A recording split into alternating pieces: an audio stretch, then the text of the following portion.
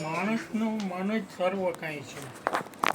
તે બધું જ જાણવા માગે છે. પણ જ્ઞાન તો માત્ર તેને જ મળે છે જે પોતાના મનને જાણી લે છે. કોઈએ પૂછ્યું હતું કે સત્યને જાણવા માટે શું કરવું? મેં કહ્યું, ચિત્તની જડને પકડો ને સ્વયંની સત્તામાં પ્રવેશ કરો. શાંતિથી વિચારોનું આત્મનિરીક્ષણ કરો. કોઈ એક વિચાર ઉપર ધ્યાન કેન્દ્રિત કરીને તેના ઉપર જન્મથી તે મૃત્યુ સુધીનું નિરીક્ષણ કરો. લુકવાનીઓને કહ્યું છે કે જેમ કોઈ બિલાડી ઝડપ મારીને ઉંદરને પકડે છે તેમ તમે વિચારોને પકડો. બિલાડીની જેમ ચપળતાથી, તીવ્રતાથી અને સજાગ રહીને રાહ જુઓ. એક પલકારો પણ બેહોશ ન બનાવી દે એ રીતે કોઈ વિચાર મનમાં આવે તો ઝડપથી પકડી લેવો.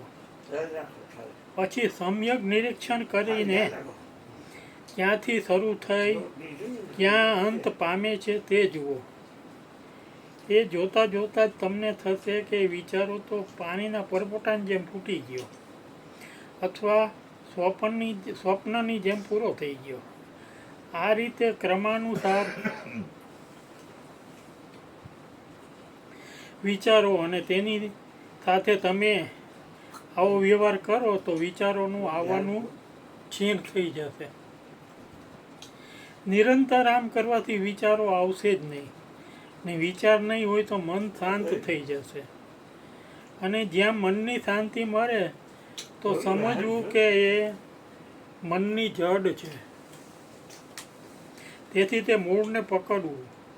મનની શાંતિમાં પકડી લેનારને ખુદમાં પ્રવેશ પામે છે. મનની શાંતિને પકડી લેનાર ખુદમાં પ્રવેશ પામે છે ને આત્મામાં પ્રવેશ એ તો સત્યની પ્રાપ્તિ છે. જ્ઞાતાને જે જાણી લે છે તેને જ્ઞાન મળે છે. જ્ઞેયની પાછળ ન જુઓ. જ્ઞાન મેળવવું હોય તો જ્ઞાતાની પાછળ ચાલવું જરૂરી છે.